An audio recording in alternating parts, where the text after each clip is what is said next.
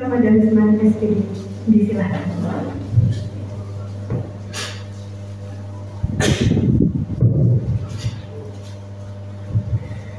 Assalamualaikum warahmatullahi wabarakatuh. Alhamdulillahirabbil alamin alladzi arsala rasulahu bil huda wa dinil haq liyudhhirahu 'ala dini kullihi wa kafa billahi shahida. Asyhadu an la ilaha illallah wahdahu la syarika lah wa asyhadu anna Muhammadan abduhu wa rasuluhu la nabiyya ba'da. Allahumma shalli 'ala Muhammadin wa 'ala alihi wa sahbihi ajma'in. Amma ba'd. Yang terhormat Bapak Kiai Syaifuddin yang baru saja menyampaikan tausiahnya kepada kita, yang saya hormati Ketua Pimpinan Cabang Muhammadiyah Bayan Bapak Dr. Ridho Hadi MAG, yang saya hormati Kepala Sekolah SMP Muhammadiyah Jono Ibu Elinda, dan yang saya hormati Bapak Kepala Pondok Pesantren Bapak Ustaz Al-Fakih, dan Bapak Ibu seluruh wali santri kelas 7 sampai dengan kelas 12 yang saya hormati, yang saya cintai dan yang saya banggakan. Terlebih dahulu marilah kita bersyukur kepada Allah atas nikmat yang dilimpahkan kepada kita. Mari rasa syukur kita ungkapkan dengan lafal kalimat tahmid Alhamdulillahirabbil alamin. Salawat dan salam semoga dilimpah curahkan kepada uswah lana kita Rasulullah Muhammad Sallallahu Alaihi Wasallam, dan juga kepada keluarganya, para sahabatnya, dan kepada kita seluruh pengikutnya. Bapak Ibu yang saya hormati, izinkan saya sambil berdiri biar yang bagian belakang bisa melihat saya, melihatkan lebih jelas gitu ya, siapa yang bicara, apa isinya. Ini saya kira memang penting, ya. Oleh karena itu sekali lagi izinkan saya sambil berdiri. Bapak Ibu yang saya hormati, yang pertama tentu saya menyampaikan terima kasih yang sebesar-besarnya kepada Bapak Ibu yang telah meluangkan waktu untuk hadir memenuhi undangan kami guna pengambilan nilai hasil belajar selama 1 semester, atau nanti Bapak Ibu akan menerima rapor. Mungkin Bapak Ibu banyak bukan, tapi kemudian meluangkan waktu karena memang ini adalah momentum penting bagi Bapak Ibu, yakni bagaimana nanti Bapak Ibu bisa melihat sampai resani hasil belajar selama 1 semester di tahun 2024-2025. Itu sekali lagi atas kehadirannya saya sampaikan terima kasih. Yang kedua, tentu mohon maaf yang setulus-tulusnya, terutama kepada Bapak Ibu yang hadirnya awal ini terpaksa mengikuti yang hadirnya agak sedikit. Artinya jam 9 lebih ini sudah sesi pengambilan rapot gitu kan. Tapi ini karena tadi mulainya mundur, ya mohon maaf, kemudian mungkin nanti rangkaian acaranya juga mungkin sedikit mundur. Untuk itu mohon Bapak Ibu bisa sampaikan. Juga terima kasih saya sampaikan kepada Bapak Ibu atas kerjasamanya yang baik selama ini. Sudah baik kerjasama Bapak Ibu dengan kami, tapi bahwa perlu ditingkatkan, saya kira iya. Jadi saya kira yang baik itu bukan berarti semuanya sudah sempurna, bukan berarti semuanya sudah tidak perlu peningkatan, tapi perlu ada peningkatan. Bagaimana supaya kerjasama ini bisa menjadikan pondok kita, ya, santri putra Bapak Ibu ini bisa memperoleh hasil yang maksimal. Hasil maksimal itu ukurannya beda-beda Bapak Ibu. Jadi tidak harus misalkan putra putri Bapak Ibu disamakan dengan yang lain. Saya sampaikan informasi Bapak Ibu bahwa beberapa hari yang lalu, ya 2 hari yang lalu kami menyelenggarakan kegiatan khataman hafalan Al-Quran 30 juz untuk santri. Tapi Bapak Ibu tidak kami undang semua karena ini ya momentum khusus dan berlaku juga khusus bagi santri yang memang sudah bisa mencapai itu. Jadi Bapak Ibu saya beritahu, saya sampaikan informasi bahwa dari kelas 7 sampai kelas 12, alhamdulillah ada 1 santri yang sudah bisa menghatamkan hafalannya 30 juz. Bahkan baru santri kelas 5, kelas 11 ya, kelas 11 ya, jadi belum sampai kelas 12 alhamdulillah sudah bisa menghatamkan. Maksudnya apa ini kita sampaikan? Maksudnya apa diadakan acara khusus? Pertama karena ini adalah sebuah rekor ya, rekor karena memang ini kelas kan juga baru terisi sampai SMA-nya kan baru tahun ini. Tahun sebelumnya kan belum ada kelas 12, tapi tahun ini sudah ada kelas 12.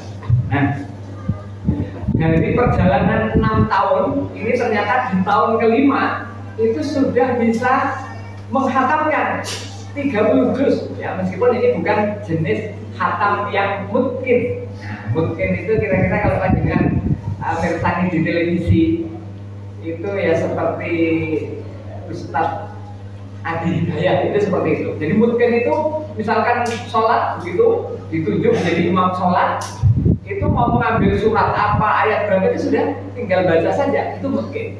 Dan itu memang juga tidak ringan untuk sampai seperti itu. Tapi ini baru tahapan hafal setoran, artinya 30 juz itu sudah disetorkan semua dalam keadaan hafal. Nah, kemarin dikhatami membaca satu surat yang mungkin agak panjang, kalau ukuran kita ya cukup panjang, itu surat Ar-Rahman. Itu alhamdulillah lancar, tidak ada hambatan, karena memang ini sudah dihafalkan sungguhan begitu. Nah, nanti harapannya ini memotivasi kepada para santri yang lain. Sesungguhnya kalau serius, kalau fokus, ini bisa dalam kurun waktu yang kita tentukan. Waktu itu sebenarnya kita mentarget 7 tahun. Yang 6 tahun itu sambil belajar, yang 1 tahun ini fokus menghafal kekurangannya. Nah, ini masih ada beberapa waktu yang putar di Bapak Ibu para santri. Ini nanti masih bisa insya Allah untuk mengejar sampai kelas 12 itu bisa hafal 30 juz. Insya Allah kalau kemudian fokus bisa. Nah, Bapak Ibu yang saya hormati, jadi semua itu tentu atas kerjasama yang baik antara kami dengan Bapak Ibu, antara pondok pesantren dengan Bapak Ibu selaku wali santri. Itu atas nama pondok pesantren Darul Arqam, saya dituakan menyampaikan terima kasih yang sebesar-besarnya atas kerjasama Bapak Ibu selama ini. Selanjutnya Bapak Ibu, harapan kami sebagaimana disampaikan, mari kita tingkatkan kerjasama yang sudah baik untuk lebih baik lagi. Nah, di bidang apa yang perlu kita tingkatkan? Yang pertama adalah di bidang penyehatan keuangan. Kalau sudah sampai sini ini memang kita harus merenung, harus prihatin, harus bersama-sama Bapak Ibu sekalian.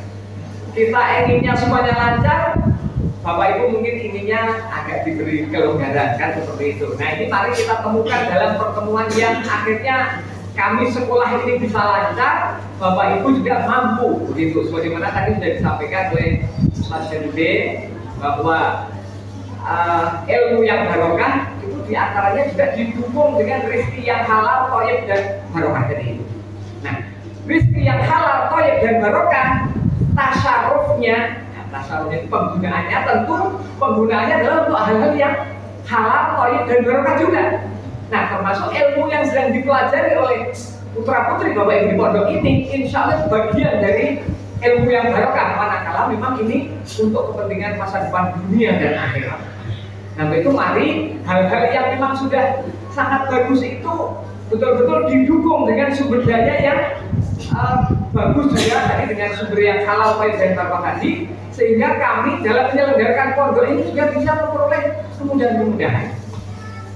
Ini mungkin sudah kami curhatkan beberapa wali santri, tapi mungkin juga dari sebagian wali santri belum besok bahwa kami akhir-akhir bulan ini mengalami kesulitan keuangan yang luar biasa Bapak Ibu sekalian.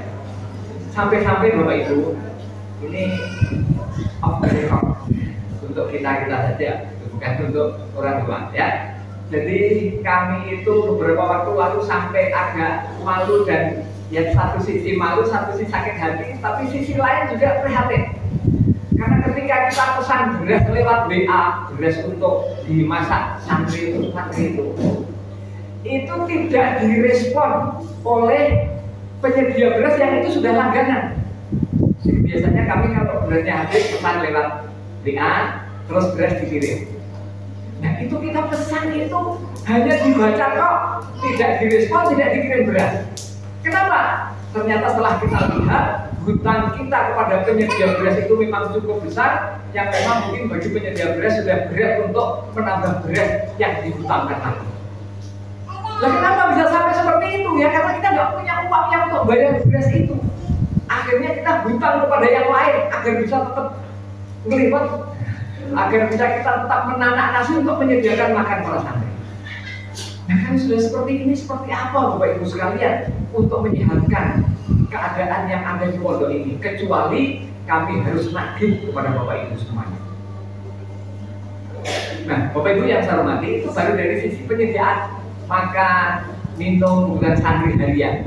Untuk gaji para guru Bapak Ibu, itu kita kadang harus juga mencari-cari pinjaman. Coba ada guru yang nanti bayarannya belakangan jadi karena belum ada, mungkin baru sebagian yang dibayar, sambil cari-cari untuk bisa bayar semuanya.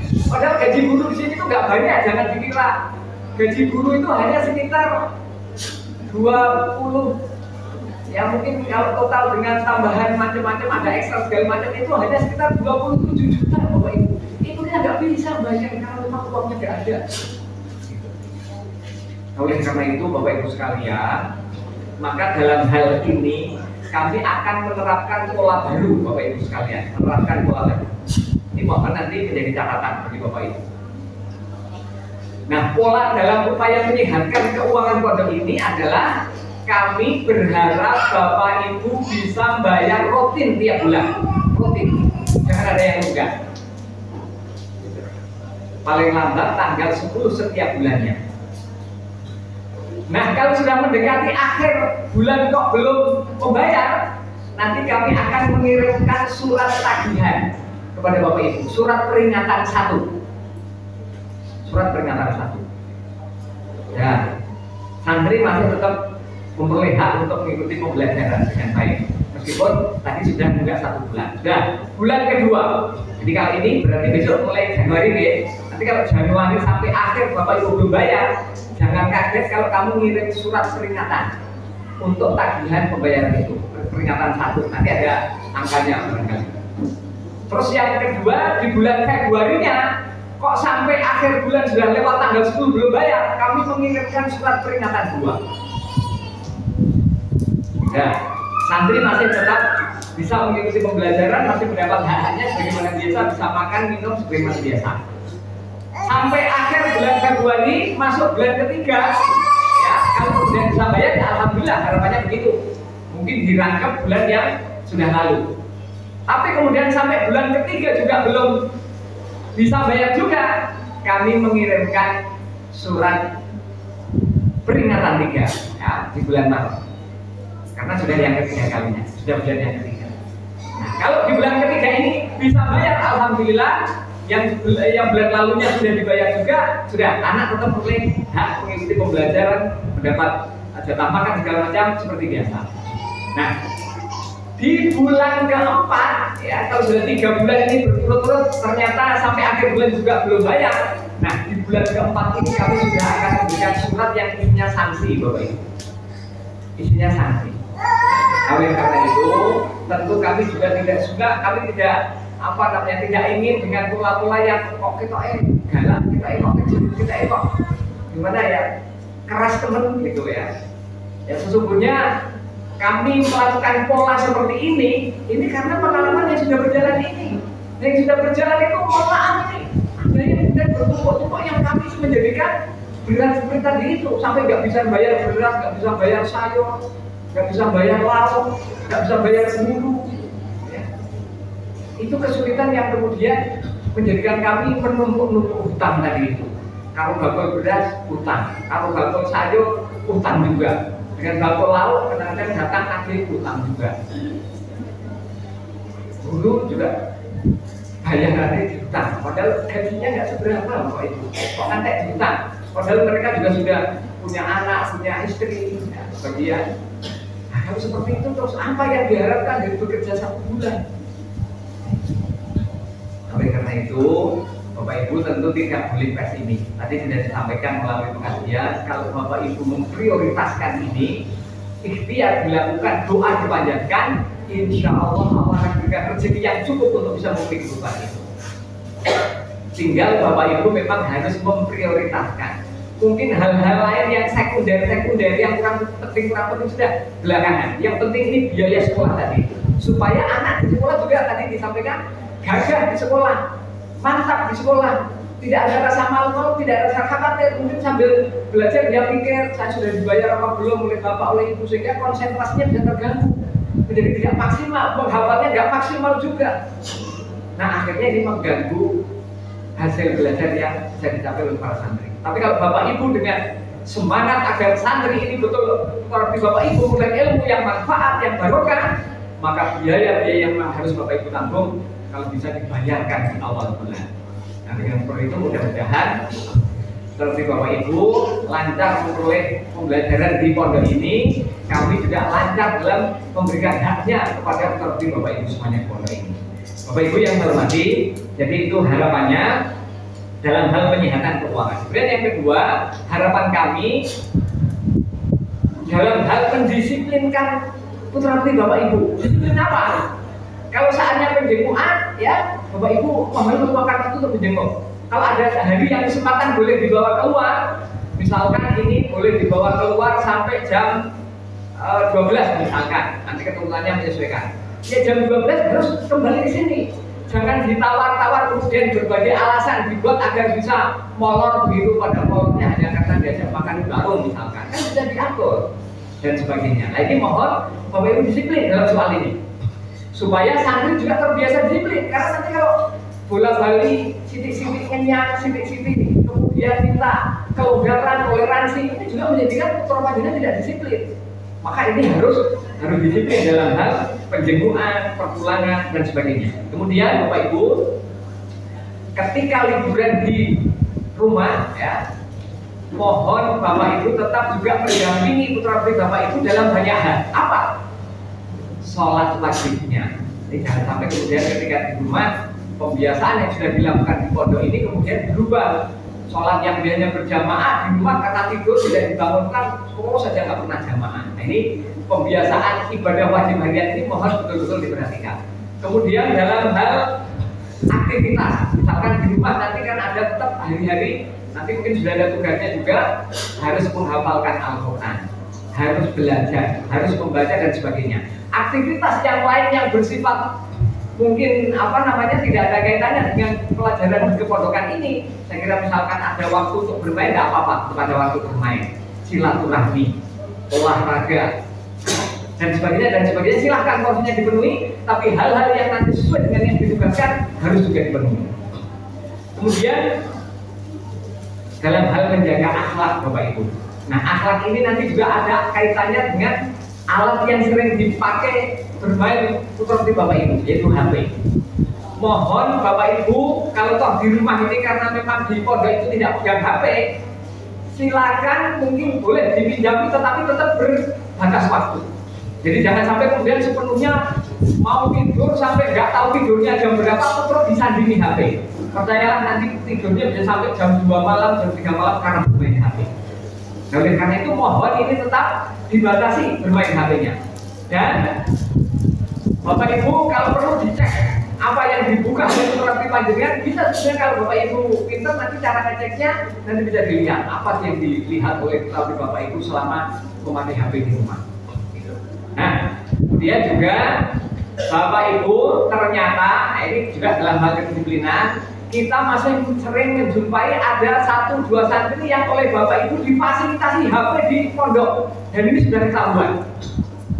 Nah, ke depan kami tidak mentolerir, tidak memberikan kelonggaran lagi tentang HP itu. Jadi tidak ada santri bawa HP ke pondok, apapun alasannya, kecuali sekolah memang memerintahkan untuk keperluan tertentu untuk bawa HP dan itu berbatas waktu, tidak selamanya. Gitu ya. Jadi jangan sampai bapak ibu nyolong ninggal HP di pondok. Memang kami ada toleransi, ketahuan sekali disita tapi masih dikembalikan. Ketahuan 2 kali maka menyita yang kedua HP sudah tidak dikembalikan, menjadi hak pondok. Terserah pondok mau digunakan untuk apa, didol ya ketoy, uang untuk infak pondok ya boleh, mau untuk yang boleh. Jadi ini sudah saya ingatkan supaya bapak ibu jangan pencuri-curi untuk Gawani HP, ditinggal di pondok meskipun semalam 2 malam dan seterusnya. Dengan sanksi seperti yang tadi kami sampaikan. Kalau ada keperluan, pondok sudah menyediakan HP untuk komunikasi dengan Bapak Ibu, tapi ini pun tetap dibatasi. Karena nggak mungkin setiap pengen telepon kasih, nanti menjadi banyak pengaruh-pengaruh yang akhirnya santri tidak bisa fokus. Ya kalau penting sekali darurat sekali baru dipinjami, kalau tidak. Jadi ini saya mohon Bapak Ibu juga memberi dukungan ini. Tanpa dukungan Bapak Ibu, nanti Bapak Ibu masih nyuri-nyuri, nanti akhirnya santri menjadi terbiasa seperti itu juga. Nah, Bapak Ibu yang saya hormati, saya kira poin-poin pentingnya itu, jadi pertama penyihatan keuangan, kedua kedisiplinan, ya, ketiga nanti tentang sanksi yang tadi sudah disampaikan, kemudian yang terakhir tentang informasi ketika liburan, saya kira di surat pemberitahuan sudah ada, kami tidak perlu jelaskan. Nah setelah ini nanti Bapak Ibu bisa menuju ke ruang kelasnya masing-masing, kecuali nanti Bapak Ibu tertentu yang ada undangan khusus nanti menuju ruang di bagian belakang. Saya kira begitu Bapak Ibu yang saya sampaikan informasi kepondokan dan beberapa hal yang terkait dengan pemulangan santri. Terima kasih dan mohon maaf segala kurangnya. Nasrul minallah wa barakatuh. Assalamualaikum warahmatullahi wabarakatuh.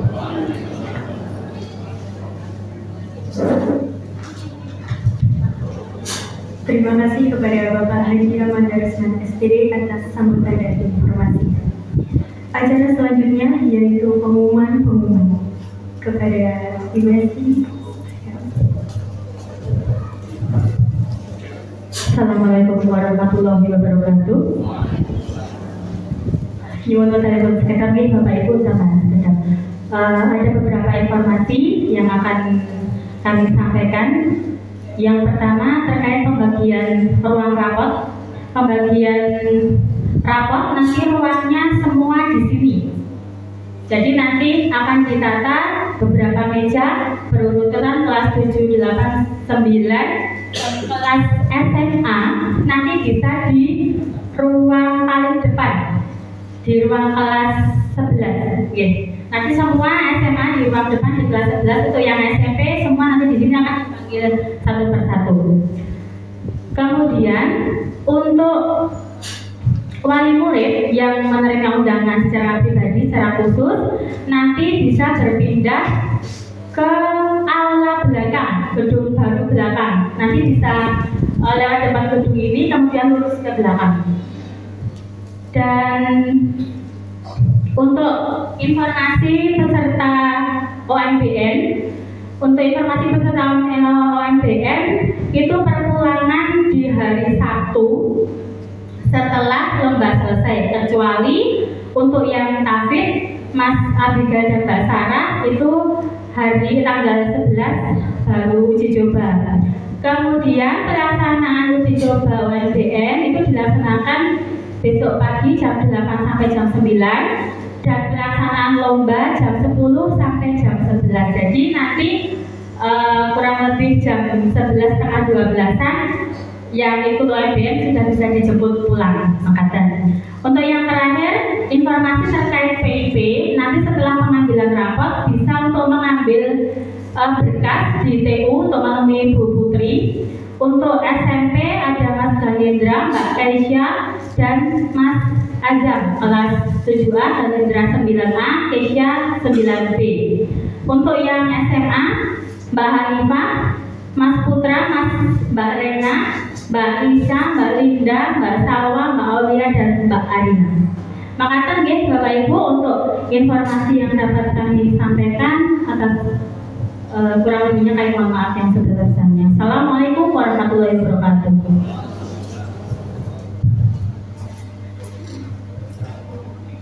Memasuki acara yang terakhir yaitu penutup. Mari kita tutup acara pada pagi hari ini dengan bacaan hamdalah bersama-sama. Alhamdulillahirabbil alamin. Saya selaku pembawa acara memohon maafnya setulus-tulusnya apabila terdapat perkataan dan tingkah laku yang kurang berkenan. Nasrul minallahi wa fathun qarib. Wassalamualaikum warahmatullahi wabarakatuh.